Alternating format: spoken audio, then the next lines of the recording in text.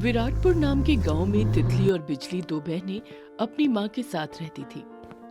दोनों बहनें स्कूल जाती थी और शाम को आते समय जंगल से खूब सारी इमलियां तोड़कर लाती थी। एक दिन, अरे मेरी बच्चियों, उस जंगल में क्यों जाती हो?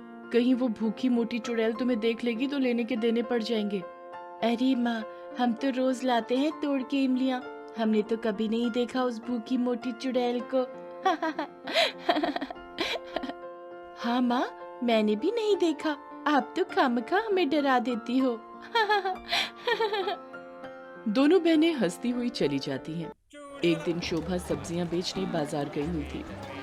सब्जियां ले लो, सब्जियां ताजा ताजा बढ़िया बढ़िया सब्जियां ले लो, हरी हरी ताजा ताजा सब्जियां ले लो।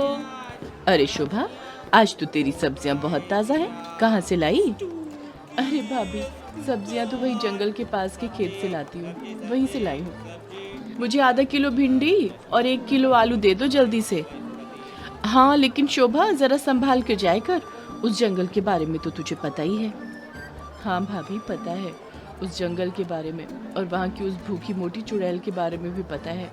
मैं ध्यान रखूंगी। शोभा को उस दिन सब्जियां बेचने में काफी देर हो गई थी। रात होने पर आई थी और सब्जियां भी बची थी। उसने सोचा जल्दी जल्दी सब्जियां बेच दूं ताकि घर जाकर बच्चों के लिए खाना बना सकूं। जब वो आगे बढ़ने लगी, अचानक उसके सामने छोटी चुड़ैल आ गई। तू कौन?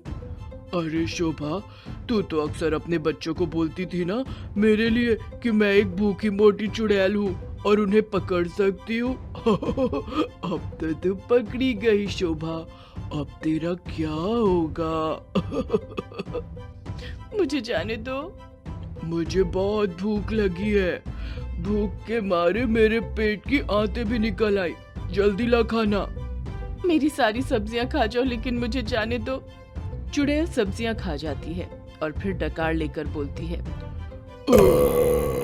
और भूख लगी है, मुझे खाना ला वरना मैं तुझे खा जाऊंगी। खाना तो घर पर है, यहाँ नहीं। चल तेरे घर चलती हूँ फिर। चुड़ैल शोभा के साथ उसके घर जाती है। घर जाकर शोभा उसे खाना देती है। तभी वहाँ तितली और बिजली भी आ जाते हैं। वो चुड़ैल को देखकर डर जाते हैं, लेकिन माँ के समझाने पर उनका डर कम हो जाता है। चुड़ैल सारा खाना खा जाती है, साथ में शोभा के घर का पूरा राशन भी खा जाती है और फिर कहती है, भूख लगी है। माँ, ये चुड़ैल आंटी ने तो पूरे घर का सामान खा लिया, अब क्या करें? माँ, इस मोती चुड़ैल आंटी का पेट है या कुआं? अरे कुआं ही होगा, भला पेट में इतना खाना कोई कैसे खा सकता है? अब शोभा को चिंता होने लगी कि वो चुड़ैल को क्या खिलाए। अगर उसकी भूख शांत नहीं की तो वो उन तीनों को कच्चा खा जाएगी। जल्दी खाना लाओ वरना मैं तुम सबको कच्चा चबा जाऊंगी। खाना लाओ। तभी शोभा को एक उपाय सूझता है। वो भगवान के मंदिर में जाकर उनकी विभूति लाती है, हाथ जोड़ती है और वो पानी में मिलाकर दे देती है चुड़ैल को। चुड़ैल जी, आपने इतना खाना खाया है तो प्यास तो लग रही होगी, ठंडा ठंडा पानी पियो जिससे आपकी भूख खुल जाए। चुड़ैल पानी पी लेती है और फिर अचानक उसकी भूख शांत हो जाती है। आज पहली बार लगा कि मेरा पेट भर गया, वरना इतने सालों से मैं भूखी थी। बात क्या हुई कि जो तुम्हारी भूख कभी शांत नहीं होती थी?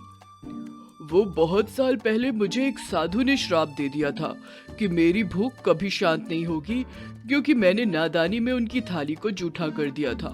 मेरी भूख शांत ही नहीं होती थी और हम गरीब थे, इसलिए कम खाने की वजह से मैं मर गई और चुड़ैल बन गई। लेकिन आज तो तुम्हारी भूख शांत हो गई, अब तुम्हें मोक्ष मिल जाएगा। चुड़ैल वहाँ से हमेशा के लिए चली जाती है। माँ, अब तो जा सकते हैं ना हम जंगल में इमली तोड़ने? शोभा हंसने लगती है।